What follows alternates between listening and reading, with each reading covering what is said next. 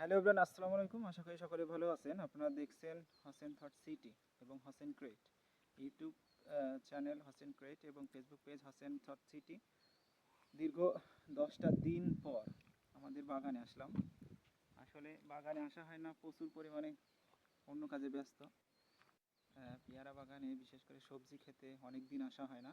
আপনাদের আজকে পুরো বাগানটা দেখাবো কী অবস্থায় আছে, আমিও এখন দেখব। মনে করেন যে আমারও প্রায় 10টা দিন কিন্তু আমি কোনো কিছু এখনো দেখি নাই। আসুন প্রথমে দেখি, প্রচুর পরিমাণে টমেটো ধরেছে গাছে, যে গাছগুলো আপনারা ইতিমধ্যে দেখেছিলেন। প্রচুর পরিমাণে টমেটো কিন্তু ধরেছে, যে নষ্টও হয়েছে। এছাড়াও এই পাশে আসলে এগুলো এখনো বড় হয়নি, বড় হবে। প্রতিটা গাছে কিন্তু টমেটো। এই যে সাইডে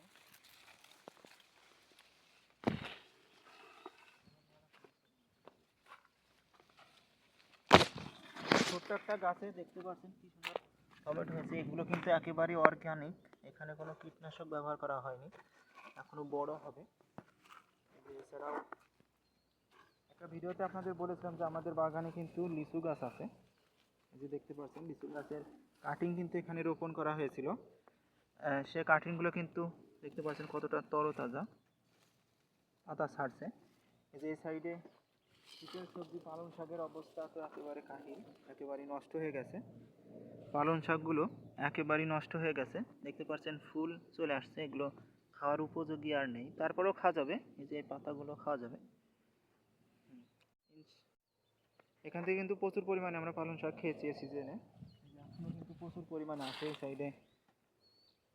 আর একটা বিষয় হচ্ছে পাতাকপি শীতকালীন। পরীক্ষামূলকভাবে এবার পাতাকপি রোপণ করেছিলাম আমরা। পরীক্ষামূলকভাবে এবার পাতাকপি রোপণ করাতে গাছগুলো একেবারে নষ্ট। আসলে এখানে মনে হচ্ছে প্রচুর পরিমাণে কীটনাশক ব্যবহার করতে হবে, তা না হলে পাতাকপি হয় না।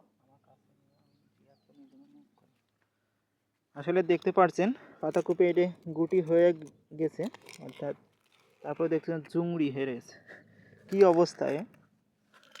আসলে পাতাকপির জন্য প্রচুর পরিমাণে কীটনাশক ব্যবহার করতে হবে, যেটা দেখলেই বোঝা যাচ্ছে, এবং প্রচুর পরিমাণে নিয়ত সেচ দিতে হবে। যেহেতু আমাদের পেয়ারায় কিন্তু সপ্তাহে বা 15 দিন অন্তর সেচ দিতে হয়, সেচটা অত লাগে না। সেক্ষেত্রে সবজির ক্ষেত্রে কিন্তু একটু ভিন্ন, যার কারণে এমনটি হয়েছে। এদিকে আরও আছে,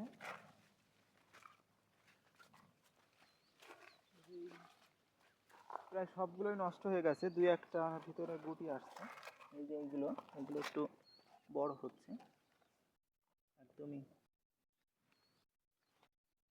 আর এই যে এই সাইডে আপনারা দেখেছেন ফুলকপির চারা, যেগুলোকে একেবারে কেটে ফেলা হয়েছে, দেখতে পাচ্ছেন।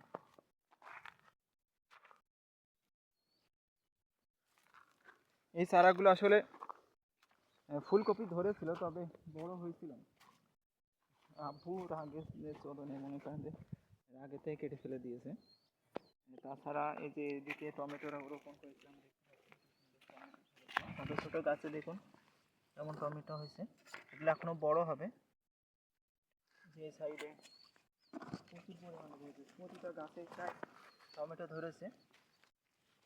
এগুলো কিন্তু একদমই কীটনাশক মুক্ত, অর্থাৎ একদমই সীমিত পরিসরে কীটনাশক ব্যবহার করা হয়েছে। এগুলো একদমই কাঁচা, এখনো খাওয়ার উপযোগী হয়নি। এদিকে বেগুনের অবস্থা দেখবেন, বেগুন সব নষ্ট হয়ে যাচ্ছে। যেহেতু আমরা বিক্রি করি না, খাবারের জন্যই রোপণ করা, দেখতে পাচ্ছেন সব এক একটা সাইজ কিরম হয়েছে, অনেক প্রচুর পরিমাণে ধরাচ্ছে। গাছের বেগুন সব নষ্ট হয়ে যাচ্ছে, অনেক বতি হয়ে যাচ্ছে। যেহেতু আমরা প্রতিনিয়ত আমি বলে থাকি যে আমাদের সকল সবজি কিন্তু খাবারের জন্য বেশিরভাগ রোপণ করা। এখানে আমরা কিন্তু মনে করেন যে বিক্রির জন্য রোপণ করি না। যেখানে পুঁই শাক দেখুন কি পরিমাণে কত সুন্দর হয়েছে। আসলে পুঁই শাক প্রথম যখন লাগিয়েছিলাম তখন মনে করেন যে এটা কিন্তু সেচ না দেওয়ার কারণে কিন্তু গাছগুলো একদমই ছোট ছোট হয়েছিল, তবে পরে একটু সেচ পাওয়ার কারণে দেখতে পাচ্ছেন গাছগুলো আসলে এখানে কত সুন্দর পুঁই শাক হয়েছে। এখানে যে পুঁই শাকের বিচি আছে, ফুল যেটাকে মেচুরি বলে, ফুল। অনেক আছে এই জায়গা, যেহেতু নিড়ানি করা হয় না অনেক দিন যাবত। এই যে একটা বেগুন গাছ দেখুন, এখানে কত বেগুন একেবারে বতি হয়ে গেছে। এই দেখতে পাচ্ছেন এগুলো কিন্তু খাওয়ার উপযোগী আর নেই বললেই চলে, বতি হয়ে গেছে। কারণ দেখুন কি পরিমাণে ধরেছে, আসলে খেয়ে শেষ করা যায় না এত পরিমাণে ধরে বেগুন।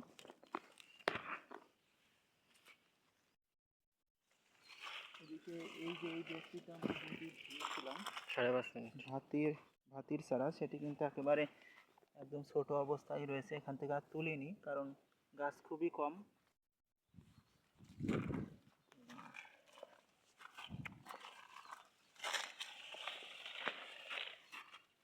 এই যে মরিচ গাছ, ইতিমধ্যে মরিচ গাছ বুড়ো হতে শুরু করেছে।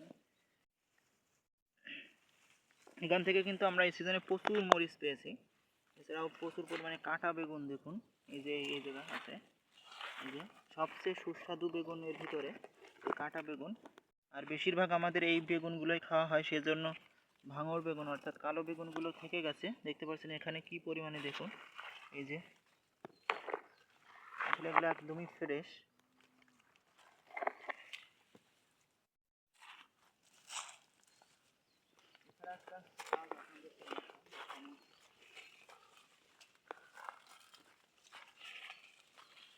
7 মিনিট হয়ে যাচ্ছে প্রায়।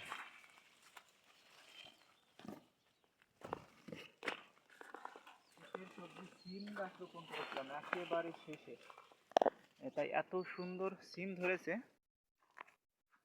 বলার বাইরে। দেখতে পাচ্ছেন কত বড় বড় সিম বীজ হয়ে গেছে, ওই যে উপরে কাঠটা মাশাআল্লাহ অনেক লম্বা। আসলে বীজগুলো খুবই ভালো মানের বীজ দিয়েছিল, তবে আমি একটু দেরি করে ফেলেছি রোপণ করতে। ওই যে ওখানে 7 মিনিট হয়ে গেছে, কি করবো? আপনারা যা দেখলেন আমু দীর্ঘ 10 দিন পরে দেখলাম। সকলে ভালো থাকবেন, সুস্থ থাকবেন এই আশা ব্যক্ত করি, এবং ভিডিও দেখবেন প্রতিনিয়ত। আমি আবারও বলছি, ইউটিউব চ্যানেল হোসেন ক্রিয়েট এবং Facebook page Hossain thought city. সকলে ভালো থাকবেন, সুস্থ থাকবেন, বাই বাই।